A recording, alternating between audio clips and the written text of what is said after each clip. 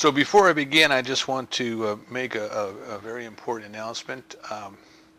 We have a very special birthday coming up tomorrow. Reverend Lori is going to be 29, and I'm truly grateful to have her in my life, as I know each and every one of you are.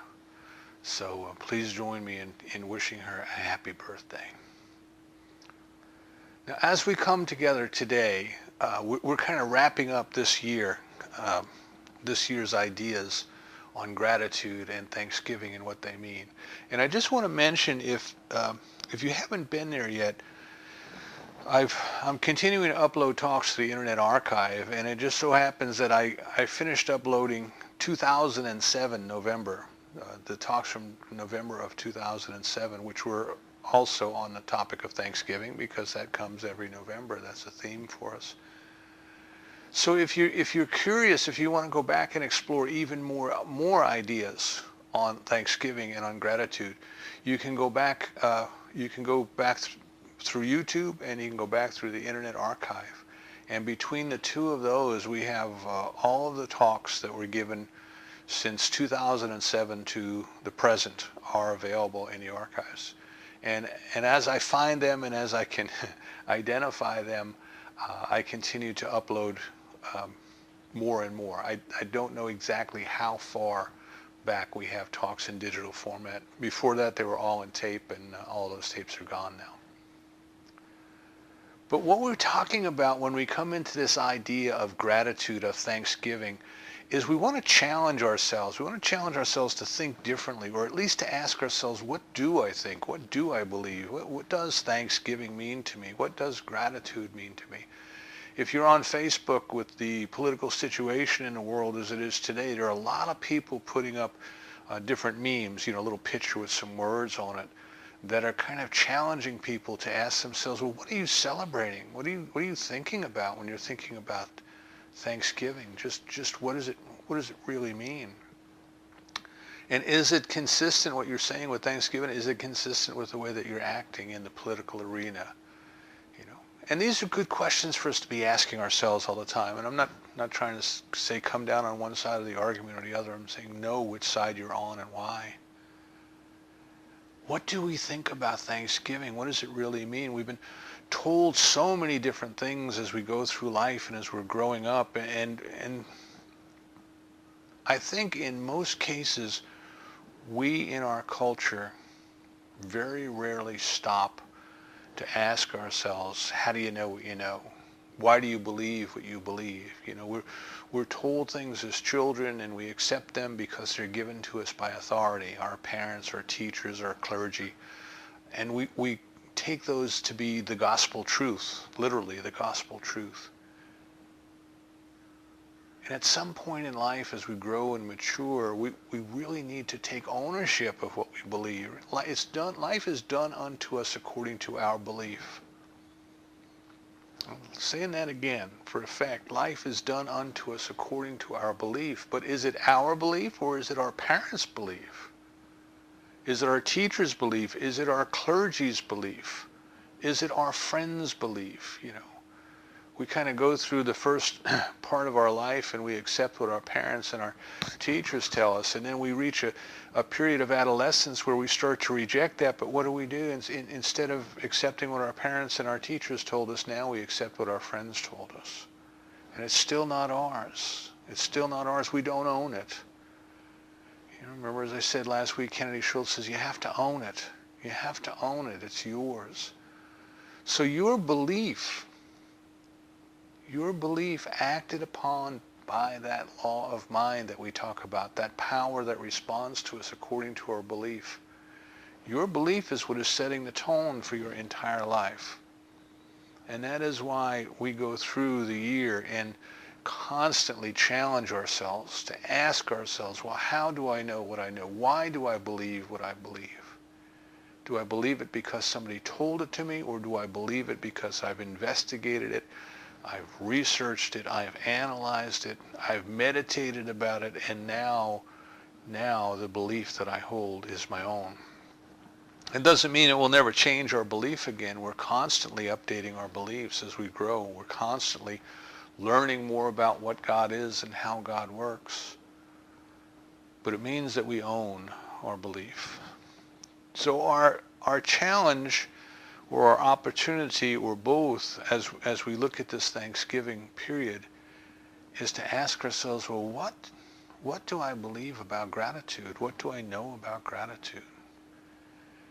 And we started off talking about how there's different views, there's different worldviews and different levels of consciousness and ways of viewing gratitude. To some, it is kind of an obsequious response, kind of somebody does something for us, we say, well, thank you. Well, thank you. It's an obligation. It is a reaction to an external event. Somebody did something to us or for us, and we are obligated to say thank you.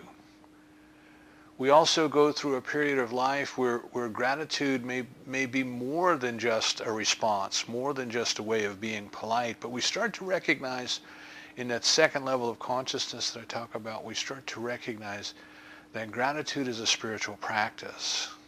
Gratitude is a creative energy, and we'll talk a little bit more about that later. But gratitude is more than just being thankful for something that somebody else did to us. But gratitude is an appreciation of life itself, a celebration of life itself. And we understand that which we bless multiplies in our lives. That which we curse diminishes.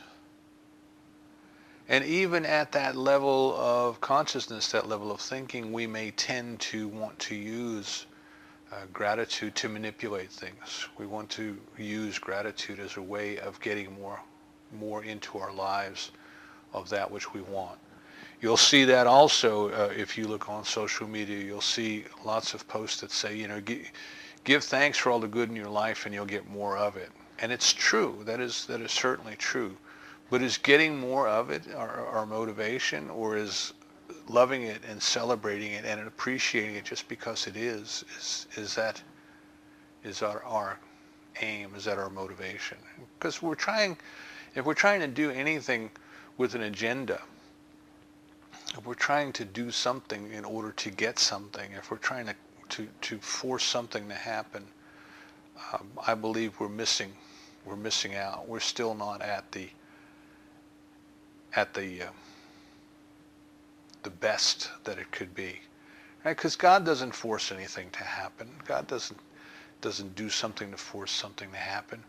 What happens in God's creation happens because it is an expression of God's beingness, God's I amness, God's isness, or perhaps, as the Buddhist might say, the suchness of life. And I love that term, the suchness of life. That's just the way it is, the suchness of life.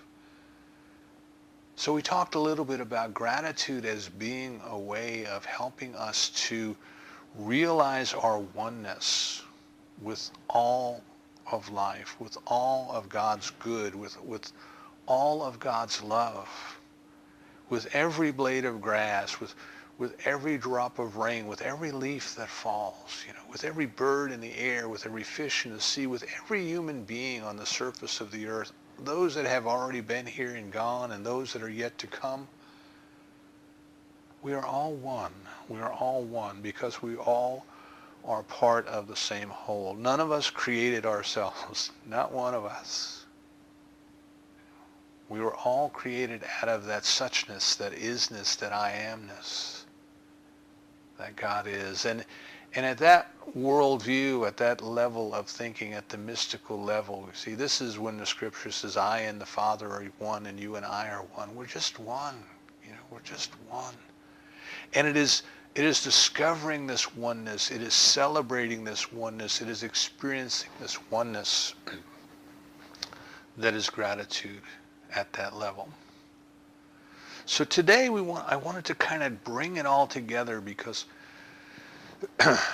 in our culture, in our society, as I say, Thanksgiving is something typically that is done as a reaction or a response to an external event, or it is something that is done once a year on a designated holiday.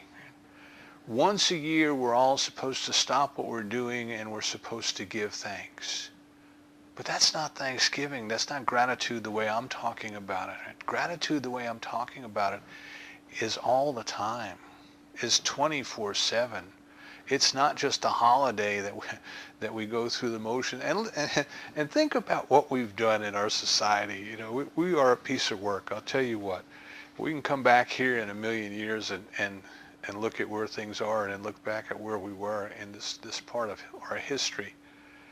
It's absolutely amazing. We take we take virtually anything and distort it. You know, a holiday that was set aside to give thanks has turned into overeating and watching football. You know, and then we've taken it to the next step of the epitome of madness, which we have turned it into a shopping holiday where people actually trample one another to get into the stores to get stuff. You know, it's just incredible. You know, and we'll talk more about it when we get to Christmas. But at Christmas, you know, we've actually created a holiday that's set in a department store with a saint who lives in a department store, and children get to go visit him, you know, to get stuff. So we have taken something that perhaps when it started, this idea, you know, that started, and Thanksgiving holiday didn't start with in this country in the last couple hundred years. The idea has been around for a long time, but we have taken it to the point where we can look at it, we say we've kind of lost touch. We've kind of lost touch with what it's all about. And it's up to you and I to decide what it means to us and to bring that meaning back and to express that meaning in our life. So gratitude is certainly not about just overeating once a year, watching football games and bumping into one another at the store. Gratitude is a very celebration of life. It is the very awareness. It is the very in awe awareness of what God is right here and right now. Not what God is going to be sometime in the future, not what God was back in the good old days of the good old religion, but what God is in our lives right here and right now. It is awareness. It is complete awareness of the miraculous nature of life. So I titled the talk this morning, Come Out, Wherever You Are. You know, and it just, the phrase just reminds me of such happy times as a child growing up and playing hide and seek for hours and hours and hours with my friends. You know, and times were much simpler then. We really didn't need a whole lot to keep us busy. You didn't need any special gear, didn't need a helmet, didn't need elbow pads. We didn't need a joystick controller or a computer or a PlayStation or anything like that, you know.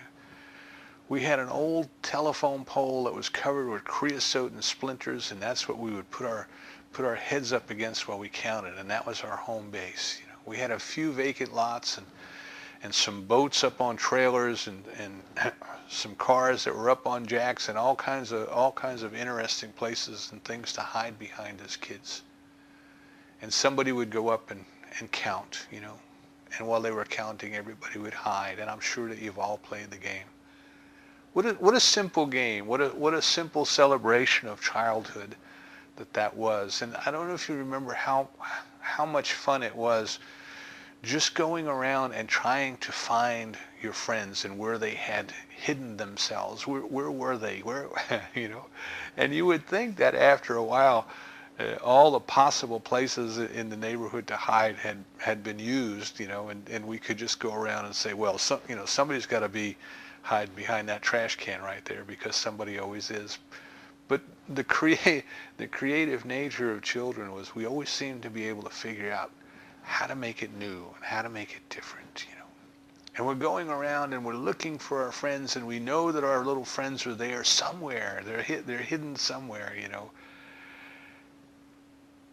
And this joy in trying to find them and trying to discover the presence that we knew was there, but we just couldn't quite see it yet, you know.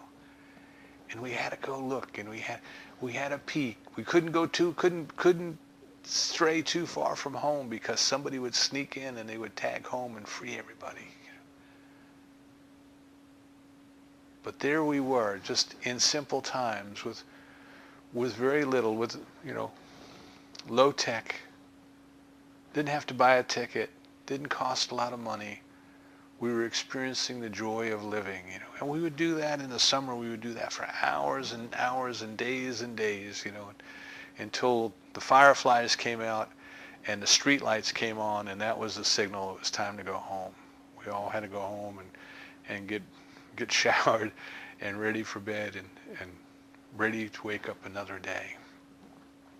There's a certain joy that we can see in children. There's a certain joy that we can see in children at play. I said they can take the simplest things and they can find a way to have fun with them.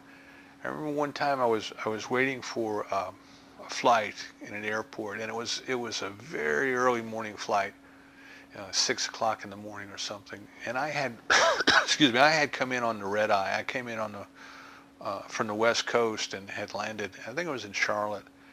And it was like 6 o'clock in the morning. I was waiting for a flight back to Raleigh, Durham. And if you've ever been there, the airport's just coming awake. Some of the gates are going up on the little concession stands and stores as people are starting to open up. The cleaning crew is still in there buffing floors. There's not a whole lot you can get. A cup of coffee or a bagel. You were hoping that perhaps you can get that before it's time for your flight to board. And there was a family that was traveling. It looked like 3 generations. It looked like grandparents, parents, and this little girl who was probably about 5 or 6 years old. And the grown-ups were kind of tired. They might have been flying all night too. I don't know. They were kind of tired. They were just kind of slumped down in their chair. But this little one was just as happy as she could be. She was just all over the place, just exploring everything. And as I had my head down, I was kind of dozing off. I heard her shout at the top of her lungs, "Look, look, look, I have free air, I have free air." And I had to look, I had to see what was going on, And she had made a paper fan out of a piece of paper that they had given her. She had folded up and made one of those little fans that you just wave back and forth to cool yourself off. But she had free air. It wasn't a fan. It wasn't just moving paper to blow air. It was free air. She had discovered something wonderful, something magnificent. And this is the joy that I'm talking about, of discovering what seems to be ordinary and mundane, and what we've overlooked time and time again in our life. We just go by it, and we don't ever stop to pay attention to it. And yet the children seem to have a knack, because it's all so new to them. They seem to have a knack for playfully and joyfully finding something new and unique and wonderful in that which is ordinary to everybody else. Many years ago, we were meeting in Durham, North Carolina, in a building in the Parkwood community that we had renovated to use for our services. And it was my turn to teach the Sunday school lesson. The practitioners took turns, and I had a lesson prepared. We had a curriculum that we worked from, and I had a lesson prepared, and these things that we were supposed to go over. And we didn't always get children. Sometimes we would get no children. Sometimes we would get one child. Sometimes we would get 2 or 3. We didn't have a whole lot of small children in the congregation. And this one family came, and they had a little boy. He was about 4 years old. And of course, I think he's grown up and married now, but it was a while ago. He was about 4 years old, a cute little guy. And he came, and he had a toy. He had a toy set that his parents had purchased for him probably the night before. And you know how kids are when they get a new toy, and they don't want to let it go. So here they are. You can imagine you're going out the door to church. Can I take this with me? Can I take this one? They said sure. And what it consisted of was he had a little butterfly net, and he had a little specimen jar, and he had a little magnifying glass, and then a pith helmet, And what it was supposed to be was he was an explorer, like Livingston. He was an explorer, and he was going out. He wanted to go out into the neighborhood and see what he could find. That's what he wanted to do. That was not at all what was in the curriculum for the lesson for the day, you know. And I quickly realized that we weren't going to get anything done in the curriculum anyway.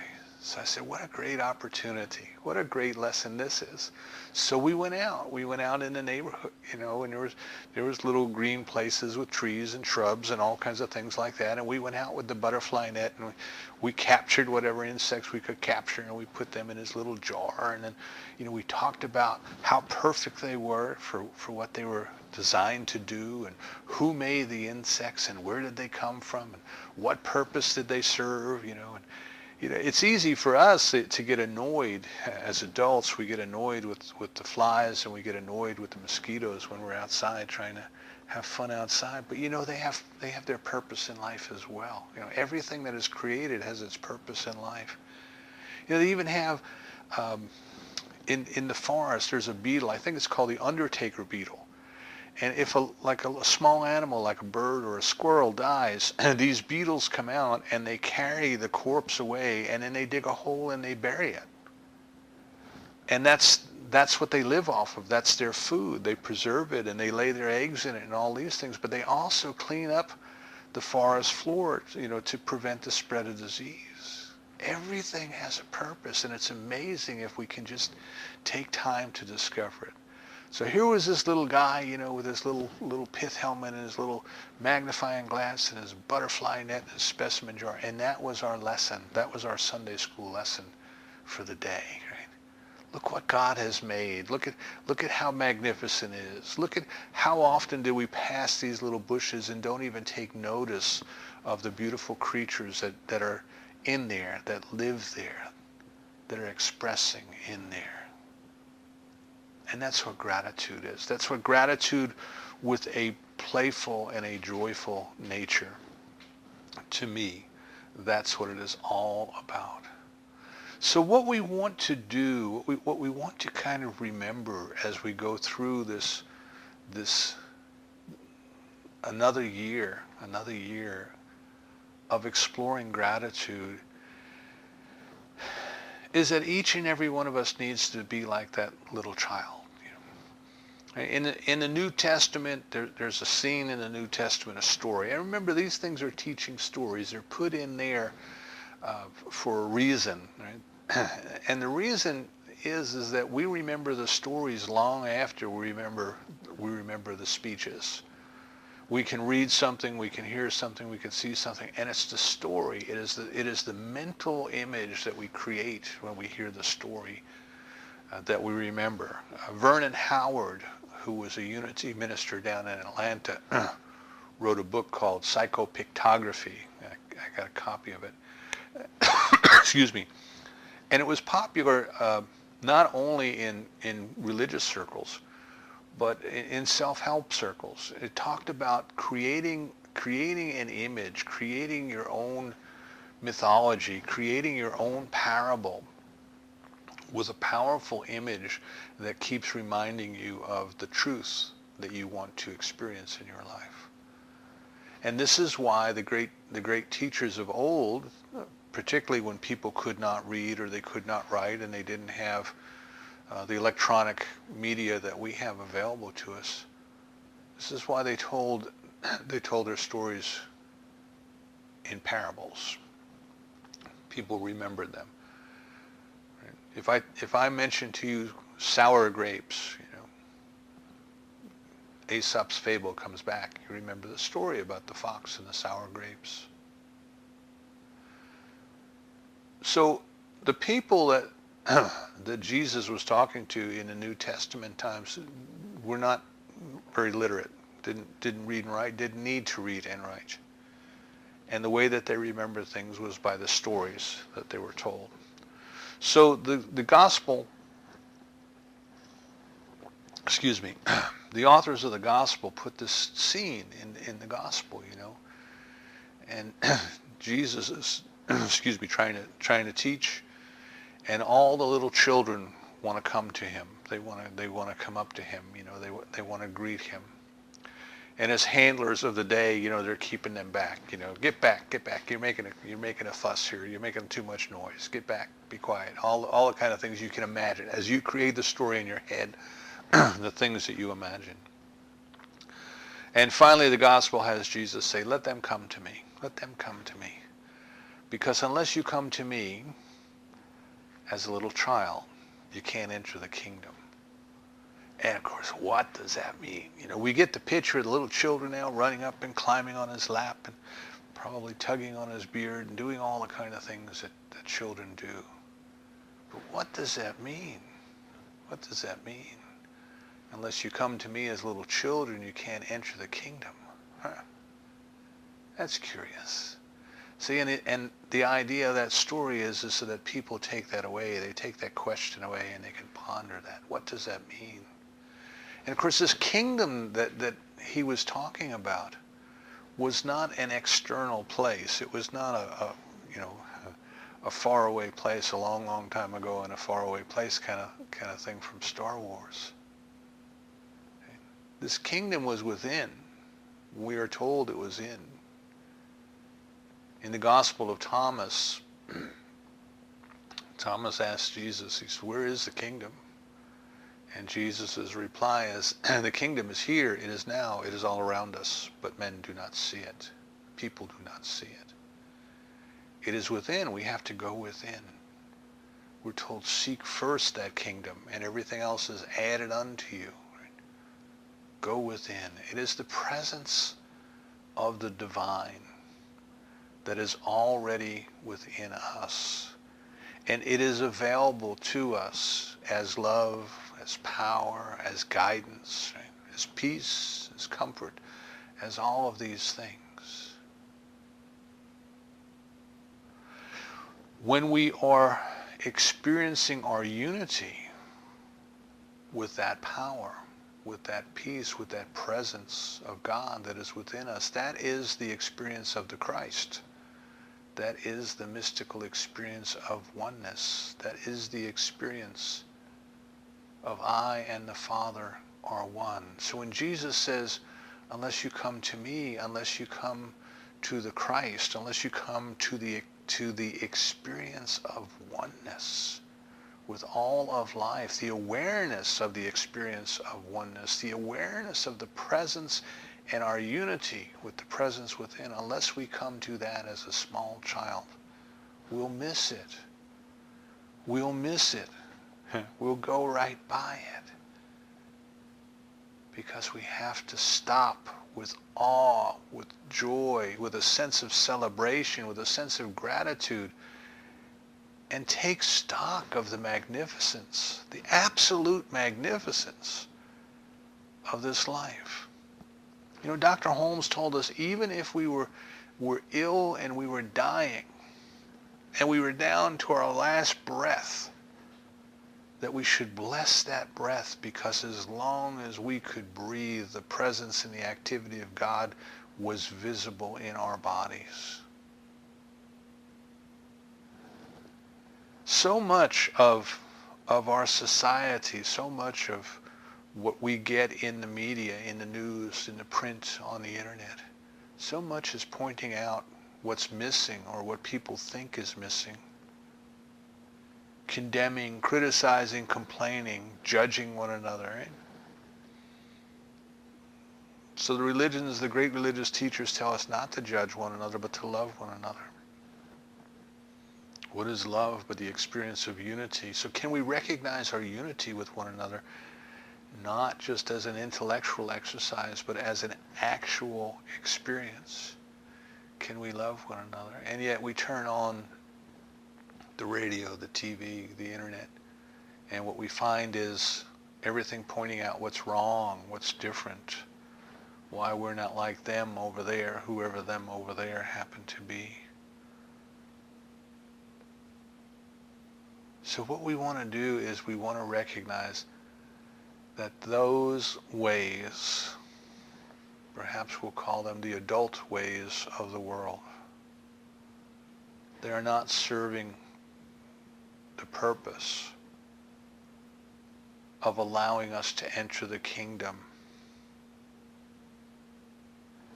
where we can experience the oneness. If you remember in the story of the Garden of Eden in Genesis, that when Adam and Eve left the garden, which represents a place where we are aware of our unity with God. That there were two cherubim that were put there to guard the gate so that the human could not re-enter. And in Buddhism, there's a very, very similar imagery. Right? The picture, the pictography, it carries the message that we remember. In Buddhism, there's an image of the Buddha sitting in repose inside a cave. And the Buddha's hand is up, kind of like you would put your hand up to hush somebody, or a crossing guard might put her hand up to stop traffic, stop, stop. And the Buddha is in quiet repose, and his hand is out in this stop sign motion.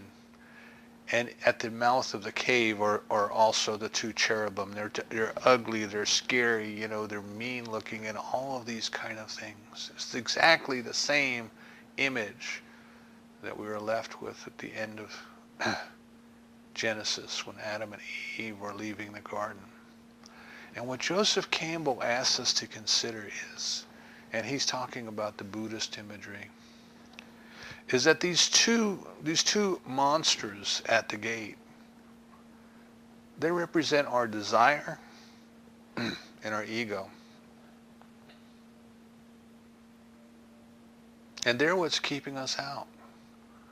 They're what's keeping us out. And the Buddha's hand up like this saying stop is saying don't pay any attention to them. Don't pay any attention to this nonsense. They're not real. They're an illusion. They're a creation of your own mind. And let them go. And you can enter into peaceful repose. So what the world is constantly showing us when we turn on the TV and the radio and we look at the advertisement and the articles on the internet, it is always giving us, it's always feeding the ego, it is always stoking our desires, it is always telling us if we just drive this certain kind of car, use this particular product, we will feel better, we will be better people. It's always giving us something to be afraid of because the ego thrives on fear. It needs an enemy to fight. The ego feels strong when it has somebody to fight and something to be afraid of and something to get riled up against. And there is absolutely no shortage of people who are willing to give that to us in order to hold our attention long enough for them to get what they want from us.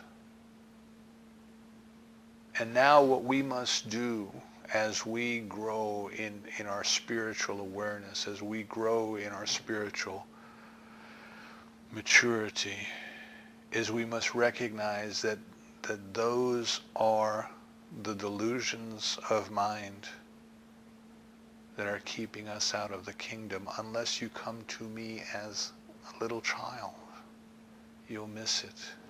You'll miss it. So can we go about this business of life, of allowing our soul to grow into the fullness of the experience of God to the best of our ability in this lifetime? What is the best of our ability in this lifetime? Of really experiencing the presence of God and the love of God and the peace of God right here and right now. See, this is what I'm calling gratitude. Gratitude at the third level. Gratitude is this celebration. Is this celebration of the awareness of the presence of God. So can we take off the illusion? Can we cast off the fear? Can we cast off the desires? Can we cast off the ego and all of the things, the tricks that the world plays on us to try to distract us from the one thing that would truly solve the problems here on earth, right? The awareness of the presence of God, the experience of the presence of God. Can we move through all of that? Can we let go of all of the diversions and put on our little pith helmet and get out our little butterfly net and take out our magnifying glass and go about our day looking for God. The same way we would look for God as we were looking for our friends when we play hide and seek. Can we look for the good and take it wherever we find it, right? Ernest Holmes said, look for the good and take it wherever you find it and leave the rest behind. There is so much more good in this world than there is not good. And yet when we turn on the news, we get 28 minutes of what's wrong, and in the last 2 minutes they give us a cute little human interest story with puppies or babies or both to make us feel better.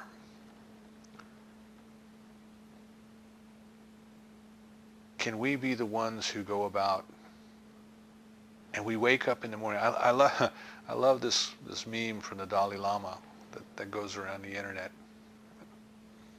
You know, it says, when we open our eyes in the morning, when we open our eyes, you know what I'm talking about, that feeling. You're laying there in bed and you're starting to come into consciousness, right? You're starting to awaken, and you're still kind of half asleep, and you're just starting to awaken, and you're becoming aware of the fact that you're in bed, and perhaps the sunlight is starting to come through the blinds. You're breathing. Right? You're here. And can we say, I am awake. Today I have precious human life. I'm not going to waste it. Can we awaken with that feeling, that this is the day the Lord has made. I rejoice and I am glad in it. I recognize the goodness of the presence of God in everyone and in everything. There's a miracle in our bowl of cereal. Where did that grain come from? How did that grain grow? Most of the time we're eating a form of grass that has evolved perfectly suited for the environment that it grew in. You take a little bit of it, you put it in the ground, and you get a whole lot out. You think of all of life on earth, all of the life that we have here on earth, all of the wonderful things that we have here on earth, and it all depends upon a few inches of topsoil and some rain. Isn't that a miracle?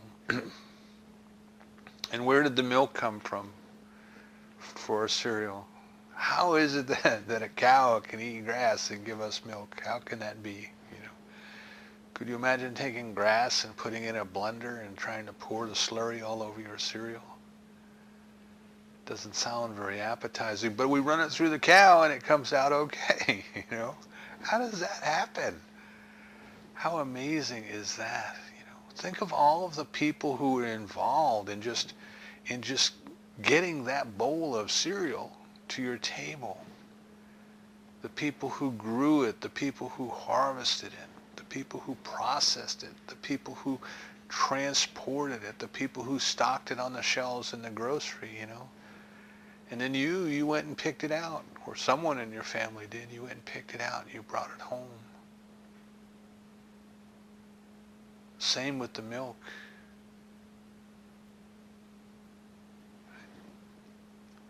We get so accustomed to the things of life that we fail to recognize the miracles that are there, all about us, all around us.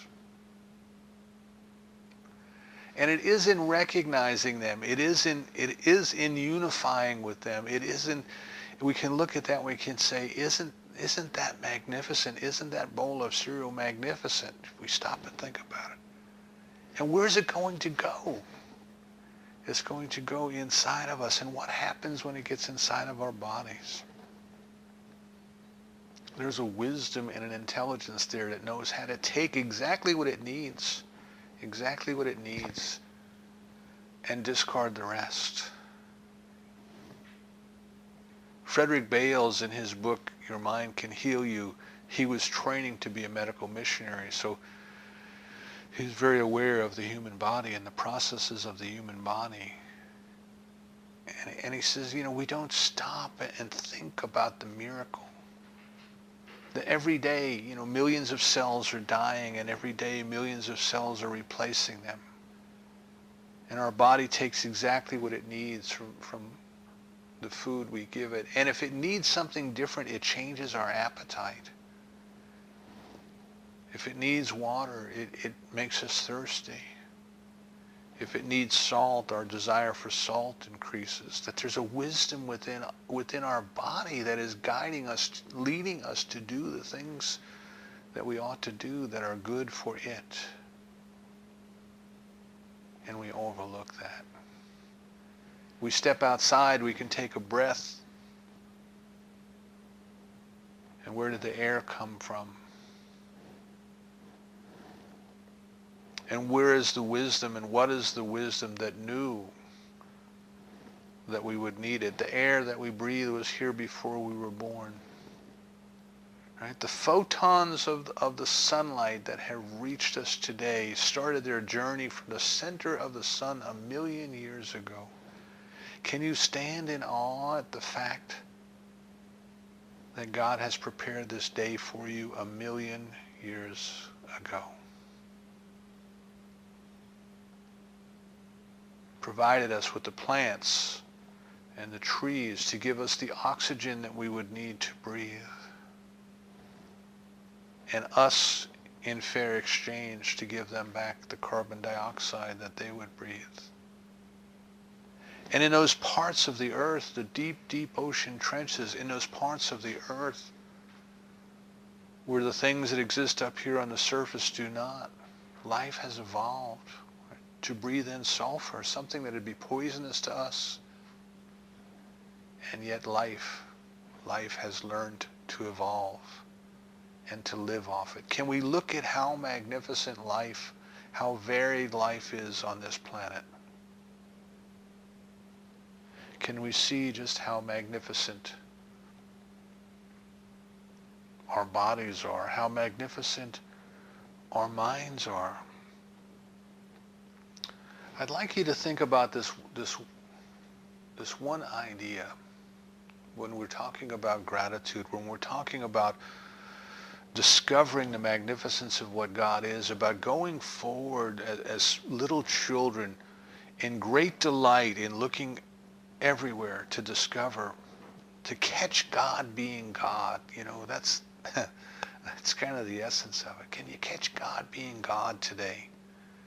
And can you have fun doing that? Excuse me. Get another drink of water.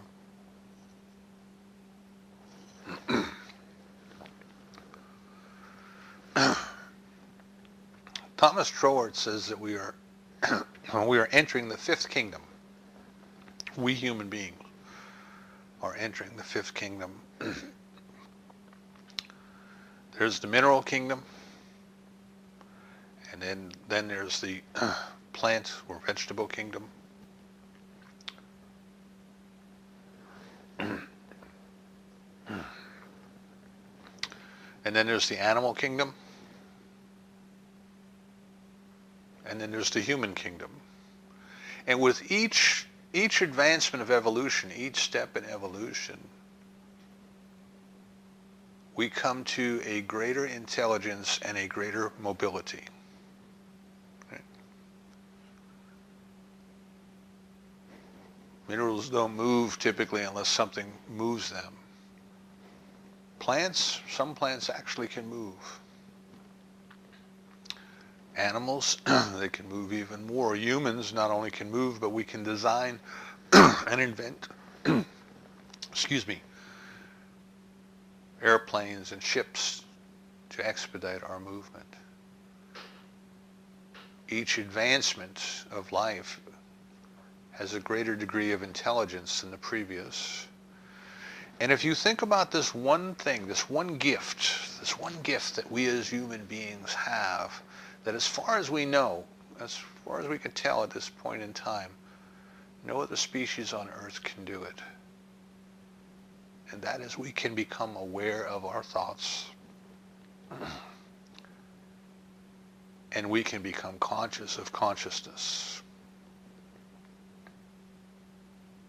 In other words, the one thing that we can do better than any other species that we know is to think about what we're thinking about.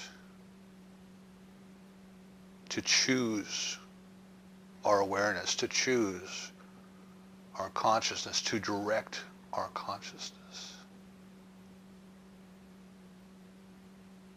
And I would be willing to say that that is probably the one thing that we as human beings do the least as a species.